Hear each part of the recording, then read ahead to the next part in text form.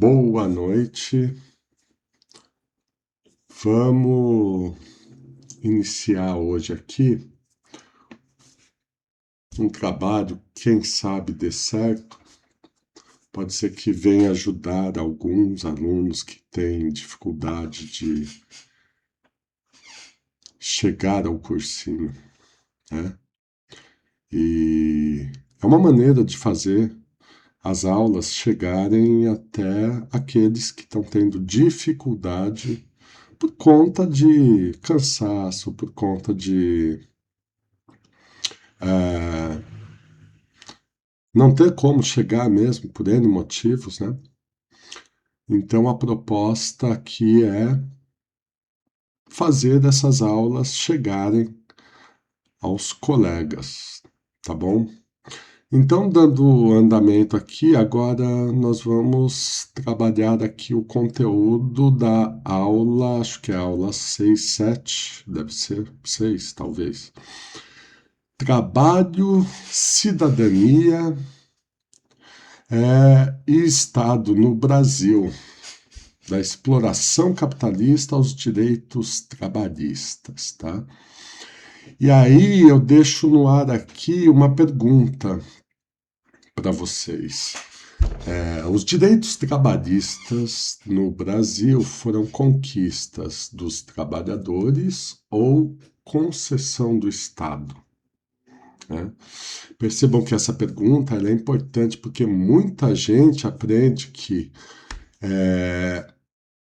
esse conteúdo do trabalho no Brasil ele foi simplificado demais.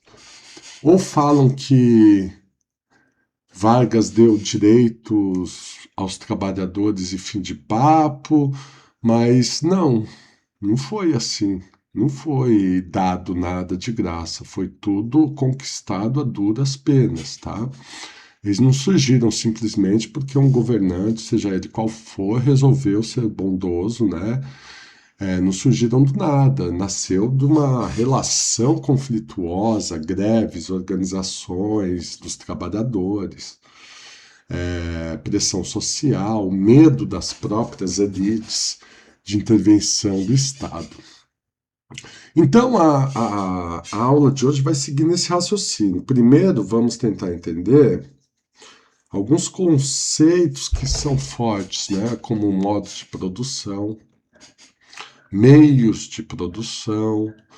A gente vai falar também que mais sobre capitalismo, burguesia, proletariado, mais-valia, luta de classes, portanto. A aula de hoje é basicamente uma enciclopédia marxista. Todos esses termos estão presentes nas discussões marxistas e não marxistas, né? Que acusam, apontam o dedo, ou melhor, acertam os comunistas. Mas, enfim, divagação de lado, deixa isso para lá. A gente vai trazer isso no sentido de pontuar o Brasil pós-abolição, tá certo? Porque a gente já discutiu bastante até o período da escravidão no Brasil, passamos pelo período pelas discussões, perdão, sobre a resistência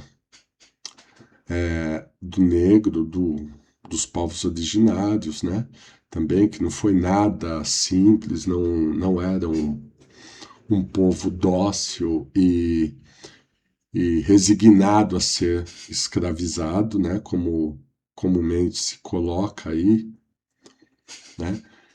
E aí a gente precisa falar aqui sobre esse período, essa virada do século XIX para o século XX. Essas discussões todas da aula de hoje, ela estará ambientada no século XX.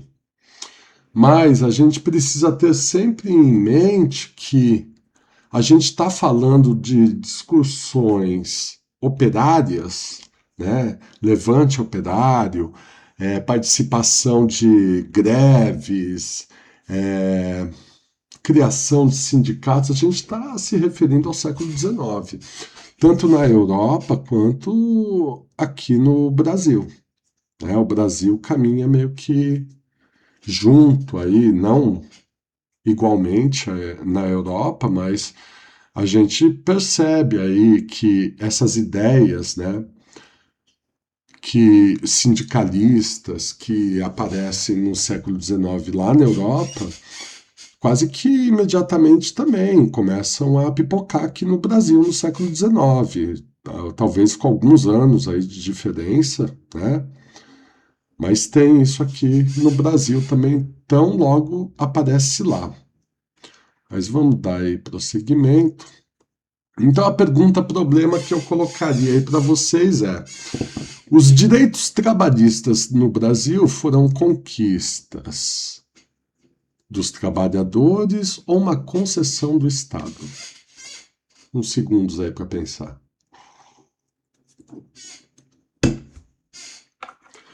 Eu acho que a resposta mais curta aqui, as duas coisas. Mas calma aí que eu vou tentar não ser vago aqui, não ser simplista, tá? Foram conquistas, né, dos trabalhadores, sim. Porém, mediante a lutas, greves, sindicatos, jornada, jornal operário, associações, protestos, reivindicação por melhores salários, redução de jornada, descanso, férias, aposentadoria e proteção contra acidentes, né? Mas também foram concessões. Não dá para dizer que não houve concessões. Houve concessões, sempre regulada pelo Estado, principalmente na era Vargas, né? Uma vez que o governo incorporou parte dessas reivindicações dentro de um projeto, mas ele usou esse projeto para controle político. Veja bem, é uma ideia que o Getúlio Vargas teve, que ele sacou que, olha, se eu conseguir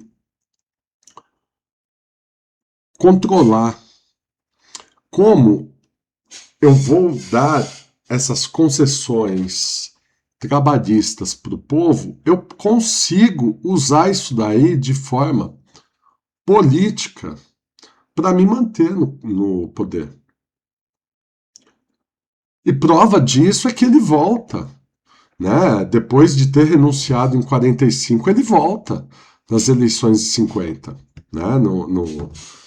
Aí nos braços do povo, aí tem toda aquela situação do queremismo, né?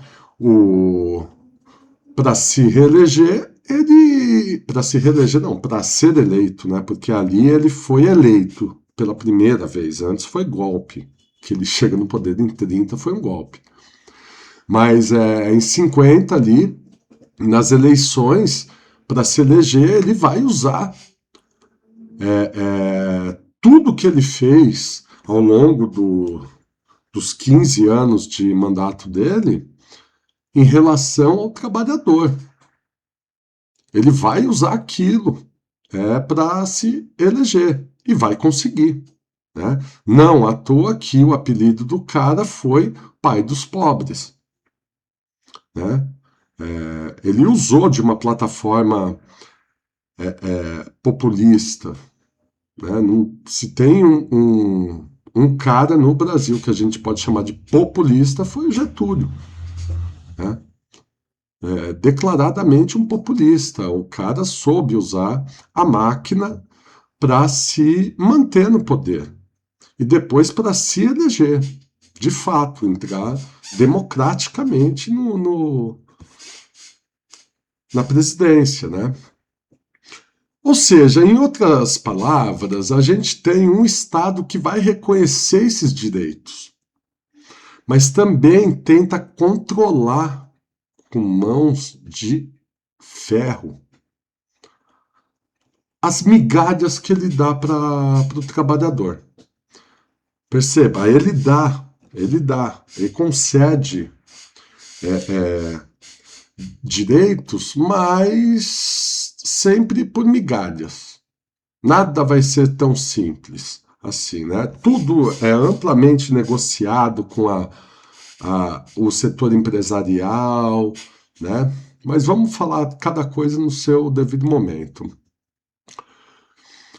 Em suma, o que a gente tem aqui? Que os direitos trabalhistas são resultados de conflitos históricos, tá certo?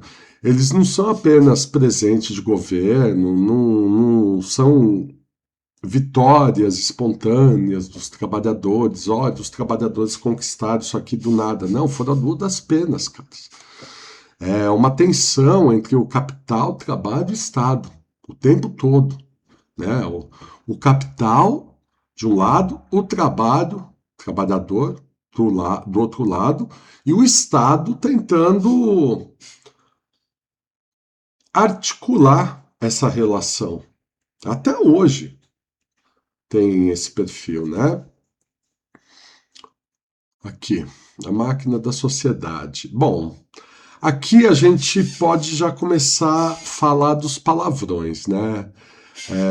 Os modos de produção, os meios de produção. Para entender isso, a gente precisa começar com uma base conceitual. O primeiro conceito de tudo aqui é o modo de produção. Modo de produção a gente pode entender como é uma forma como uma sociedade se organiza. Né? Se organiza, que organiza o seu trabalho e a produção da sua riqueza. É uma forma bem simples de pensar nesse modo de produção. E aí a gente pode pensar que toda a sociedade ela precisa produzir a sua sobrevivência, precisa produzir alimentos, moradias, ferramentas, roupas, transporte, energia, serviços. Mas a grande pergunta que fica é: quem trabalha? Quem que manda? Quem controla os recursos? Quem fica com a riqueza produzida? Essas são as grandes perguntas que dá porrada, né? São essas perguntas que norteiam a maioria das brigas de mesa de bar. E essas perguntas já me levam para o segundo ponto, que são os meios de produção. Que os meios de produção a gente pode entender como os elementos necessários para produzir essa riqueza. Por exemplo, terra, a máquina, fábricas, ferramentas, matérias-primas, tecnologia, capital, né? No capitalismo, esses meios de produção geralmente pertencem aos proprietários. Quase sempre pertencem aos proprietários. Empresários industriais, grandes latifundiários, bancos, né? Já o trabalhador, na maioria das vezes, não possui os meios de produção. O que o trabalhador possui? A força de trabalho, que é a moeda que ele tem para negociar. Né? A força de trabalho é a sua capacidade de trabalhar. O seu corpo, o seu tempo, a sua habilidade, a sua energia, o seu conhecimento, enfim. Né? Então, no capitalismo, o trabalhador é juridicamente livre. Ele não é propriedade de ninguém, pelo menos juridicamente. Né? Na letra fria da lei, ninguém é propriedade de ninguém, como era antigamente no regime escravista. Mas veja bem, ó, uma pessoa no capitalismo, para sobreviver, ela precisa vender a sua força de trabalho. Para sobreviver nesse mundo capitalista que a gente vive, a gente precisa vender a força de trabalho. Aí que reside a grande contradição, porque se você, para sobreviver, você precisa vender a sua força de trabalho e ao mesmo tempo eu estou alegando que você é uma pessoa livre, até hoje eu não conheço uma pessoa que vive de fotossíntese. Eu desconheço, até esse exato momento aqui, 2026, eu desconheço uma pessoa que tenha vivido algum momento de fotossíntese. Não existe. Você precisa de determinado serviço, precisa se alimentar, precisa se vestir, você vai ficar doente. Você tem necessidades básicas que precisam ser supridas. Você vai ter que vender a sua mão de obra, né? E aí é que esbarra na situação. Então, existe ou não existe a liberdade de verdade? As pessoas estão realmente livres? É, não dá para fazer essa afirmação, né? O trabalhador é livre, mas depende do salário. E quem paga o salário é justamente quem controla o quê? Os meios de produção, né? Vamos avançar aqui o slide. E aí entramos na questão própria do capitalismo, né? Aqui a gente já entra para falar da burguesia, do proletariado, da mais-valia, né? No capitalismo, nós temos duas classes sociais centrais. De um lado, a gente tem a própria burguesia, né? Vocês já conhecem perfeitamente quem que é esse nicho, né? De nicho social, de onde que veio, né? Lá de trás da questão da Revolução Francesa, eles vieram fazendo a sua manutenção na presença das políticas, de todas essas revoluções que vieram após a própria Revolução Francesa, e estão aí. Né? Então, de um lado, a gente tem o que a gente convencionou se chamar de burguesia, né? Que é a classe que controla os meios de produção, as fábricas, né? As fábricas, as máquinas, as empresas, o capital, a terra, a infraestrutura, enfim. E do outro lado dessa corda, a gente tem o proletariado, que é a classe trabalhadora. Né? São as pessoas que controlam os meios de produção e precisam vender a sua força de trabalho em troca de um salário. E essa relação, veja bem, ela não é neutra. Ela envolve dependência, envolve conflito. O trabalhador precisa do salário para sobreviver. Né? Não é uma opção. E o empresário também, ele precisa do trabalho desse cara para produzir o lucro dele. Né? E aqui entra um conceito fundamental, a mais-valia. Eu não vou me aprofundar na mais-valia com vocês, tá? Não há necessidade. Né? Em um outro momento, se vocês quiserem, a gente troca uma ideia a respeito da mais-valia absoluta, relativa, tá? Nesse exato momento aqui, a gente não precisa desse tipo de informação, porque só vai pesar, tá? Mas o que você precisa entender sobre a mais-valia nesse momento? Que a mais-valia é a diferença entre o valor que o trabalhador produz e o valor que ele recebe como salário. Tá certo? Vamos pensar de uma forma simples para deixar mais claro. Imagine que um trabalhador recebe um salário por dia, seja ele qual for. Durante aquele dia, ele produz mercadorias ou serviços que geram um valor muito maior do que o salário pago para ele. Vamos colocar isso em outras palavras. Por exemplo, o cara recebe R$ 10 por dia para trabalhar 10 horas por dia para produzir 100 alfinetes.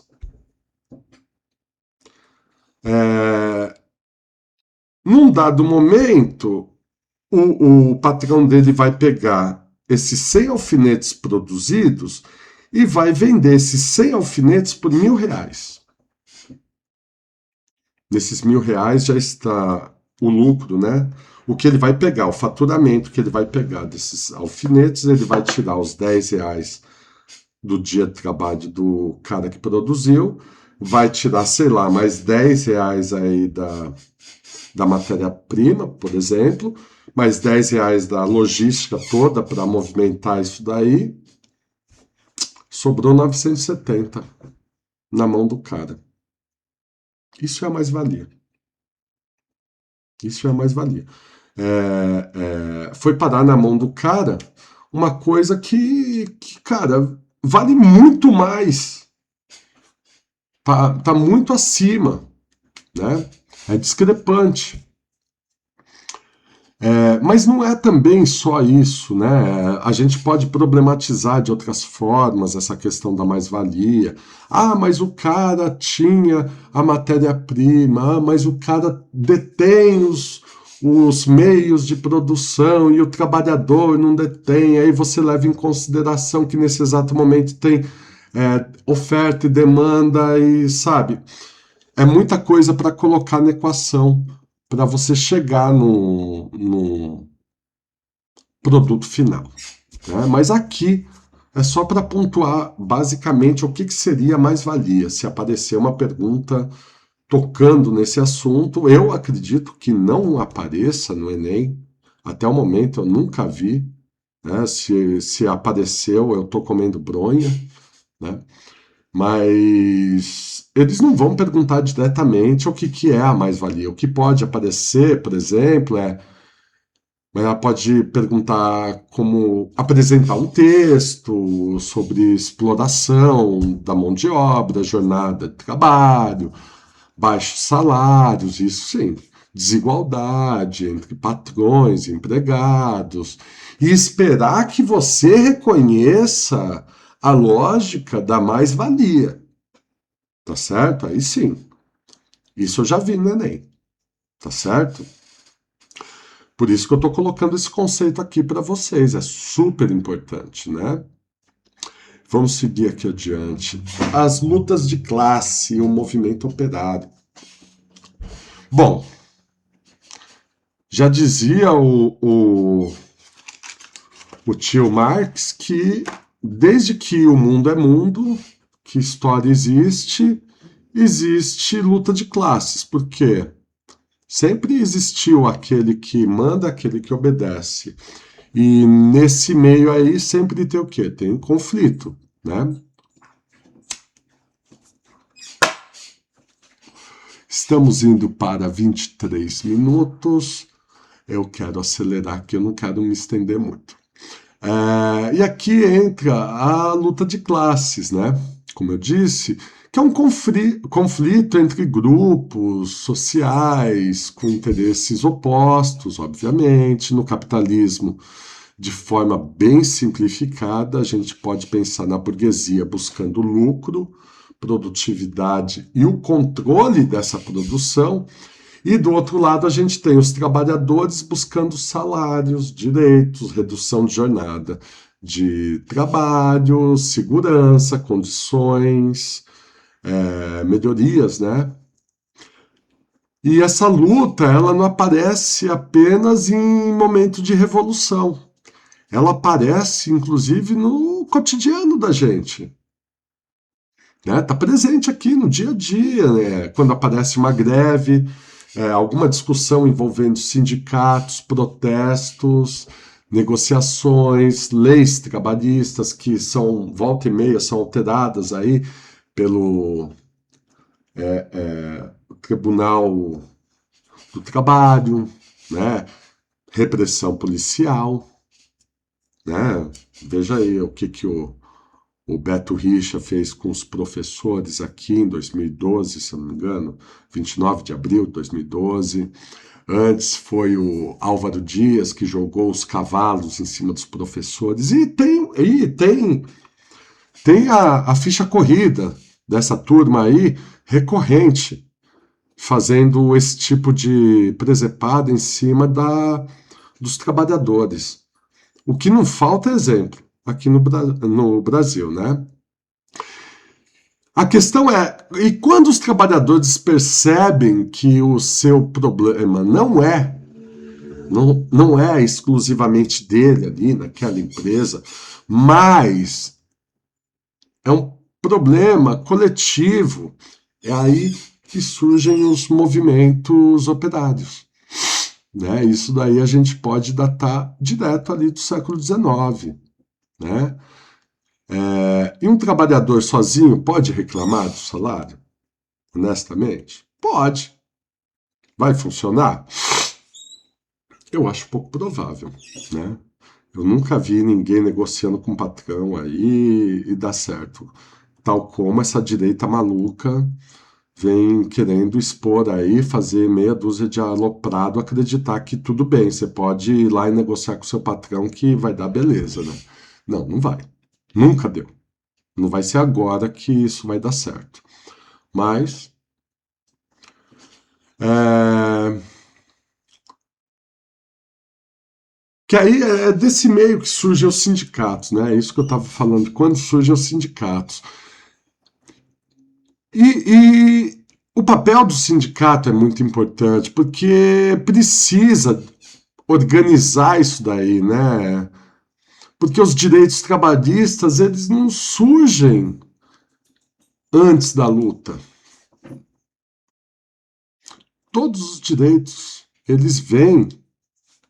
Bom, todos é exagerado dizer, a maioria dos direitos, grandes conquistas, primeiro vem a luta, depois é que vem o direito, né? A redução de jornada, por exemplo, descanso semanal, férias, salário mínimo, proteção contra acidentes. Gente, tudo isso foi discutido lá atrás e teve pancadaria. Era resolvido como caso de polícia na República Velha, aqui no Brasil. Né?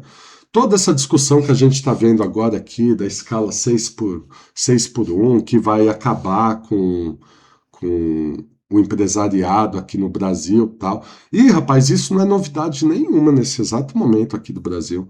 Tudo isso já aconteceu. Os grandes jornalecos aí da época, a Gazeta, o Globo, falavam que, olha, se aprovasse essa CLT aí, criasse direitos para trabalhadores, 13º, férias e tal, o Brasil ia entrar num declínio econômico que nunca mais ia sair. Tá aí, né? Toda a merda que aconteceu, com perdão da palavra, veio de outras fontes, né? Que, que a gente não precisa mencionar aqui nesse momento, mas não necessariamente por ter criado leis trabalhistas, né? As leis trabalhistas vieram no momento bem atrasado, né? Mas vamos avançar aqui.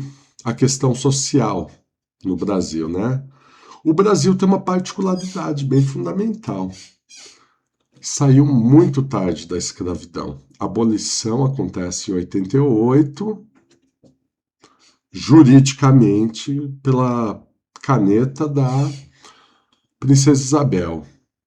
Né? Não nos esqueçamos de toda a luta abolicionista que houve antes, tá certo? Mas juridicamente em 1888. Vocês estão carecas de saber que a escravidão acaba no dia 14 e o povo está na rua totalmente desamparado, né? Não existe política pública nenhuma, zero política pública, né? Para amparar esse povo que vai ser libertado. E pior, não só não tem políticas públicas para amparar o povo, como o Brasil ainda vai lá e truca, né, com um projeto de branqueamento que vem na sequência, que é para fazer o quê? Para você trazer imigrantes, né, para suprir toda essa demanda de mão de obra escrava que agora tá libertada. foi liberta, né? Ou seja, uma maneira de você realmente tentar jogar a sujeira para baixo do tapete, né?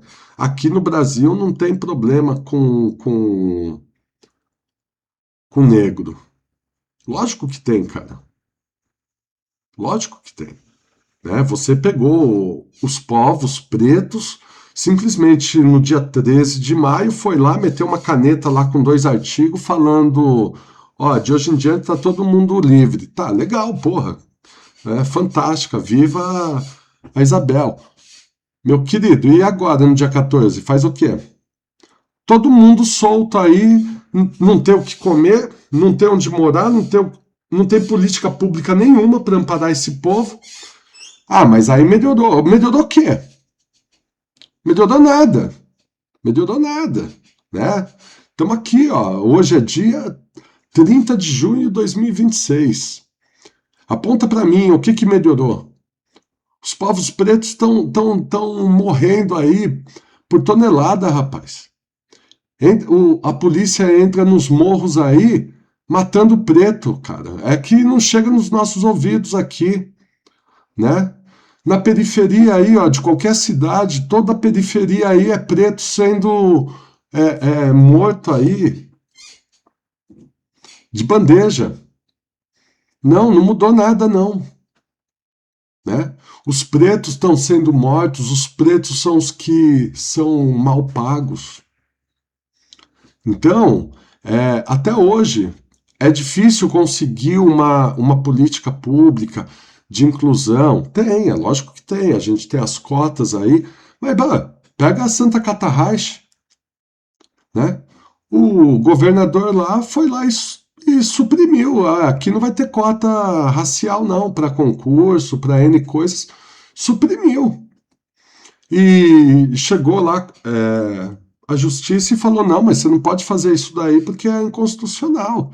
O cara mandou um foda-se aí pra lei federal e falou: que quem manda sou eu. Tá aí. Nós estamos no sul, cara. Não, não tem política pública. Né? O pouco que tem foi conquistado a duras penas aqui no Brasil, né? E está engatinhando. É fraco. Se não fosse esses grupos de luta, de resistência que a gente tem, de povos pretos, povos originários, rapaz, aqui seria bem pior do que é os Estados Unidos. E olha que Estados Unidos é feio. É feio também. A questão racial nos Estados Unidos é uma discussão feia. Né? Mas vamos voltar aqui para a aula, senão eu vou acabar me perdendo nessa discussão. Bom, a abolição acontece em 88 e o que acontece? O trabalhador não teve ganho nenhum com isso, né? Muitos tiveram que voltar para suas respectivas fazendas onde trabalhava como escravo para se submeter a trabalhar ali muitas vezes por um prato de comida. Essa que foi a grande verdade, né? Então, ao mesmo tempo, o Brasil incentivou a imigração europeia, especialmente para o trabalhador das lavouras, né? De café, e depois ele vai incentivar isso daí para as cidades, que é justamente o projeto de branqueamento. Isso daí foi um projeto, né? Foi um projeto feito aqui no Brasil, no início do século passado, né? E aí, com o crescimento urbano e industrial, principalmente em São Paulo, no Rio de Janeiro, começaram a se formar novos grupos de trabalhadores urbanos. E esses trabalhadores, eles enfrentavam jornadas longas, cara. Baixos salários, acidentes, falta de proteção, moradias precárias, né? Repressão. Veja lá aquela situação lá como que chama? Lá no Rio de Janeiro, do Cortiço, acho que é o Cabeça de Porco, né, que ficou bem marcado na história. Cara, era um cortiço que era super famoso lá no centro, do Rio de Janeiro. Cara, aquilo ali, os caras demoliram aquele lugar ali para arrancar os pretos que estavam ali, jogar os pretos onde? Para as favelas, que na época nem se chamava favela.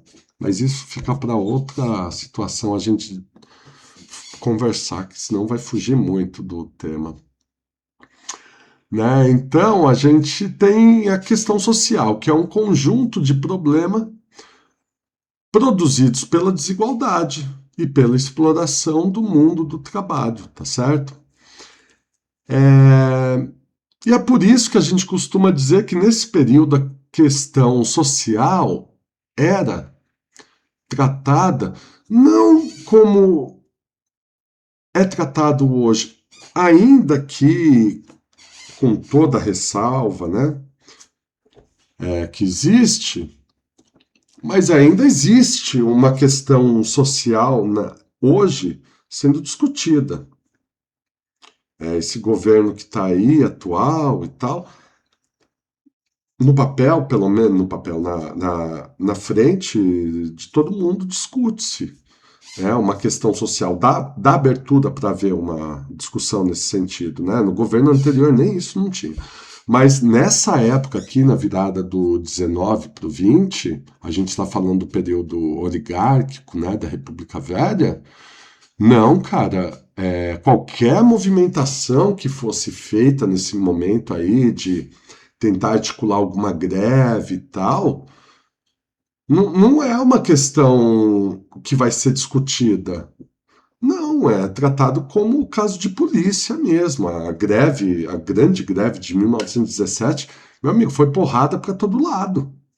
Como assim vocês vão parar de trabalhar? Não vai, não.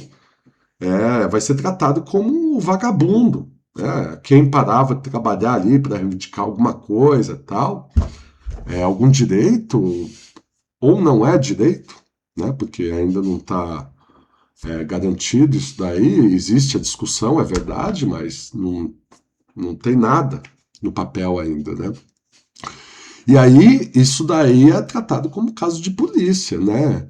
Ou seja, ao invés de reconhecer que as greves e as reivindicações com problemas sociais eram legítimos, o Estado muitas vezes respondia com repressão, tá? E aí tá, isso daí vai mudar com a questão da chegada da era Vargas, né? Que é o grande referencial que a gente tem aqui, né? É o divisor de águas. Né?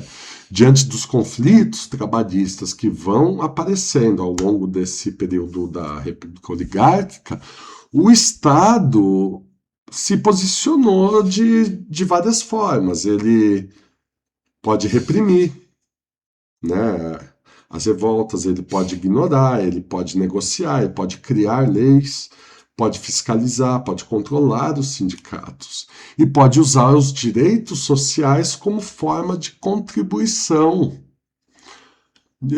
para apoios políticos. Né? E essa é uma ideia central. O Estado, ao contrário do que querem passar, o Estado é neutro. Não, não é. Não é.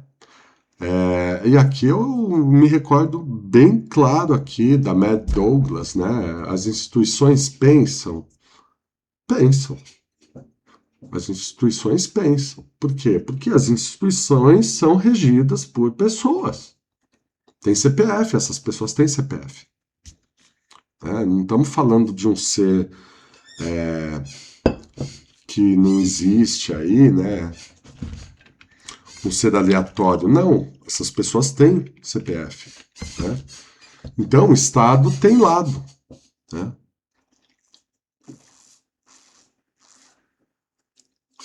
E ele atua dentro de relações de poder.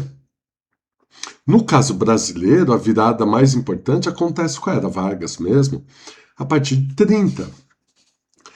Quando ele chega ao poder em um contexto de crise da Primeira República, que eu não vou entrar em detalhes aqui, mas o pé do frango azedou feio com aquela briga lá entre o Washington Luiz de São Paulo versus os mineiros.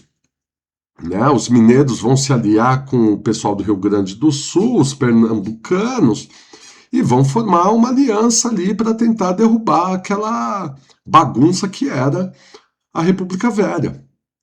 Né? E o Getúlio soube enxergar isso daí perfeitamente bem e vai usar da morte do vice dele para salgar o tapete do Aston Luiz ali. E ele vai puxar mesmo o tapete, não tem conversa. É o que está na história. Ele puxa o tapete lá e dá um golpe, ó, quem manda aqui sou eu, e foi. Funcionou. A parte boa, rompeu com aquela bagunça oligárquica, pelo menos aquela. Depois vieram outras, né? Mas vamos parar por aqui, não é isso que eu quero discutir.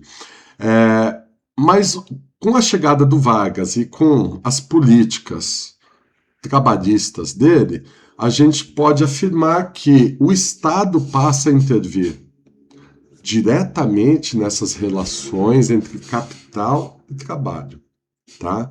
O que isso significa? Significa que o governo vai intermediar, regulamentar e controlar todas essas relações. Né?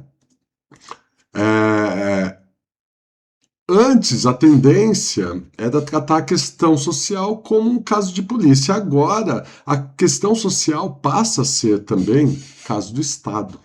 Né? Isso não quer dizer que houve democracia plena. Não quer dizer que houve liberdade sindical plena. Não quer dizer que os trabalhadores passaram a ser os protagonistas de forma alguma. Quer dizer que o Estado percebeu que precisava organizar essa relação para evitar conflitos maiores, né? Porque já estava virando uma panela de pressão. E aí sim, construir a sua própria legitimidade política. Foi aquilo que eu falei lá atrás, né? O Getúlio usou desse perfil trabalhista, tal, meio populista, para construir uma plataforma política. Né? E vai dar certo.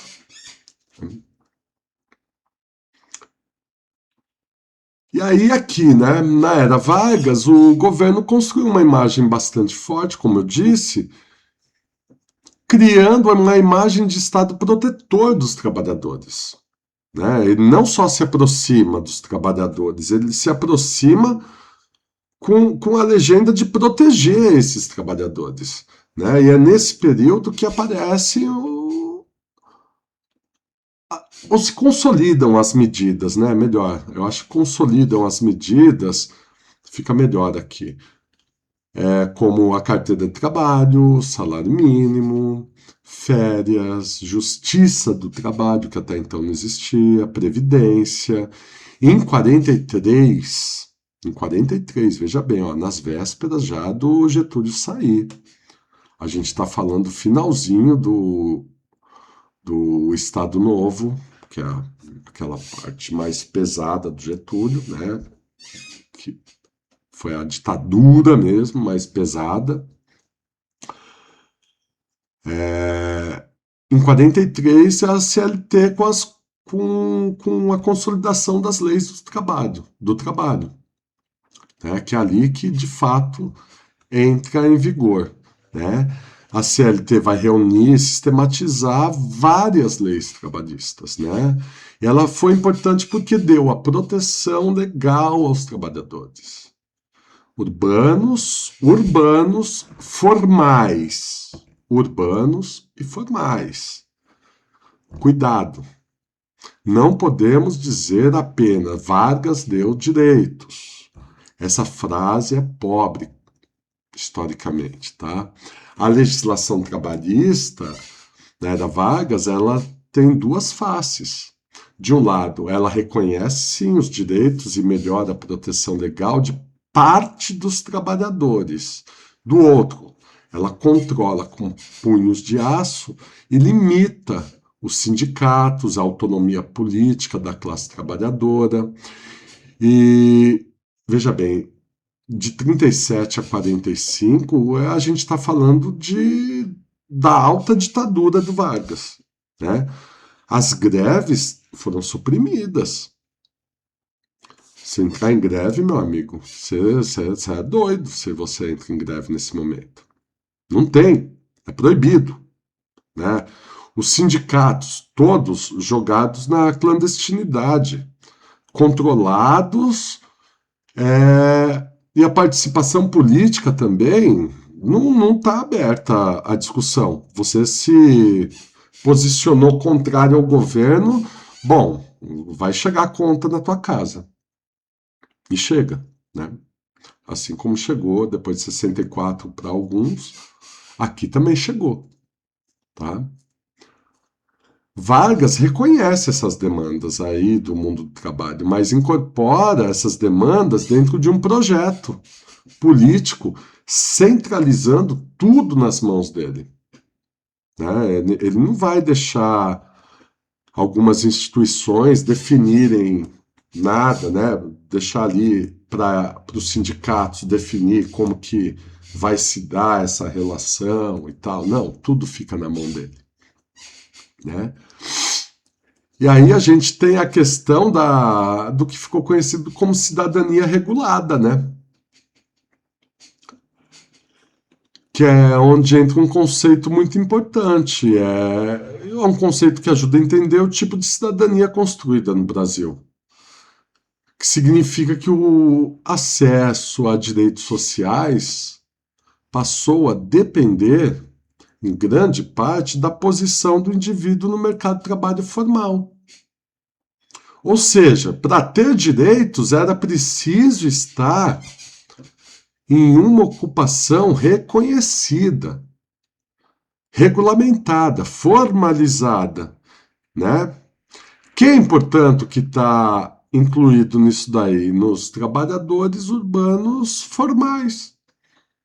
O trabalhador rural lá, o cara que está cortando cana. Não.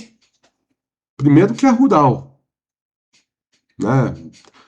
Existe esse trabalho de fato regulamentado? Não, não tem. Então, não está protegido, né? Os trabalhadores rurais, os domésticos, as domésticas, né? Existia homem, eu desconheço, né? É comum falar domésticas, até mesmo aí no caso trabalhadores domésticos, aí no caso autônomos, homens, tem também, né? Aí tem os informais, tem os desempregados, a grande parcela de trabalhadores negros, estão tudo de fora desse acordão aí inicial, né? Não esbarra neles essas leis, né? Então, a cidadania trabalhista brasileira é importante, mas ela é seletiva. Ela não chega igualmente para todo mundo. E isso é fundamental dentro do Enem, tá? A prova costuma cobrar exatamente essas contradições. A lei existe. Mas quem tem acesso a essa lei? O direito é formal. Quem é protegido de verdade? O Estado reconhece direitos, mas controla quem recebe esses direitos. Quem que está recebendo esses direitos? Isso é importante, o Enem cobra isso. Tá? A cidadania, portanto, ela é regulada, mostrando que o Brasil construiu direitos sociais, mas de forma desigual. Tá? Não é de uma cidadania universal e plena, cidadania vinculada ao lugar da pessoa no mundo do trabalho formal. Tá certo?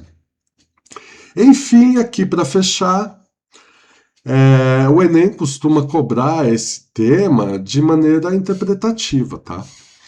Ele pode trazer textos sobre exploração do trabalho, como eu disse, Marx, Engels, luta de classes, sindicatos, greves, Vargas, CLT, cidadania, trabalho análogo, escravidão, direitos sociais, enfim. O que vocês precisam estar atentos? Primeiro, trabalho não é apenas atividade econômica, trabalho é relação social. Segundo, no capitalismo, por exemplo, existe o conflito entre capital e trabalho. Tá? Terceiro, a classe trabalhadora se organiza historicamente para enfrentar a exploração. Então tem uma resistência, né? Existe uma luta para conquistar esses direitos. Quarto, os direitos trabalhistas resultaram de lutas sociais, mas também foram incorporados pelo Estado. Tá? Quinto, na era Vargas, houve o reconhecimento de direitos, mas também o controle dos sindicatos. Né? Os sindicatos vão ser perseguidos aqui. O outro item é o CLT, que foi um avanço, mas não garantiu cidadania universal. É um avanço, é verdade, as leis trabalhistas, mas não vai garantir direito para todo mundo, né? Só para quem é formalizado. Né? E sétima, a cidadania regulada, que inclui alguns trabalhadores com mais força e deixa outros de fora. Né? Até hoje, de certa forma, é assim. Você está protegido pela Previdência? Tá. Se você paga a Previdência. Tá? Esses caras aí que estão correndo para cima e para baixo aí de Uber, coitado. Os caras trabalhando 12, 18 horas por dia aí. Cara, estão tudo desprotegido. A não ser aqueles que pagam ali a Previdência, estão recolhendo o dinheirinho deles ali, da Previdência, tem algum amparo. O cara diz que é empreendedor, tá ferrado. Né? Acha que está empreendendo aí, trabalhando 20 horas por dia, correndo para cima e para baixo para tirar 4, 5 conto aí, livrar 4, 5 conto. Esse cara não está amparado. Não tem amparo nenhum. Para isso aqui que a gente está discutindo aqui, ele é um trabalhador informal. E ponto. Né? Se ele cair de cama amanhã aí, ó, ele vai precisar de ajuda. Senão ele está ferrado. Né? Enfim, vou finalizar por aqui, porque já está dando 52 minutos, quase 53. E eu vou deixar a pergunta aqui. Ó. Os direitos trabalhistas no Brasil foram conquistas dos trabalhadores ou concessão do Estado? Retomando a pergunta inicial. Né? Melhor resposta que eu consigo conduzir aqui com vocês é que foram conquistas dos trabalhadores porque resultaram de organizações, greves e uma pressão social. Mas também a gente pode pensar que foi uma concessão regulada pelo Estado, porque foram incorporados por Vargas dentro de um projeto de controle político. Né? E então, ou seja, trocando em miúdos, não existe almoço grátis. Não existe almoço grátis, né? Eu acho que é isso. Eu acho que essa é a aula aqui. Eu vou disponibilizar já, acho que se der hoje, se der para renderizar isso aqui, couber. E amanhã eu vou dar presencialmente essa aula para os alunos. Quem não puder ir, fica aí, pelo menos desamparado, não fica. Tá bom, meus queridos? Um abraço para vocês, um beijo no coração, bons estudos e vamos junto nessa que dentro do possível que eu puder eu vou ajudando vocês aí, tá bom? Qualquer dúvida me chama aí.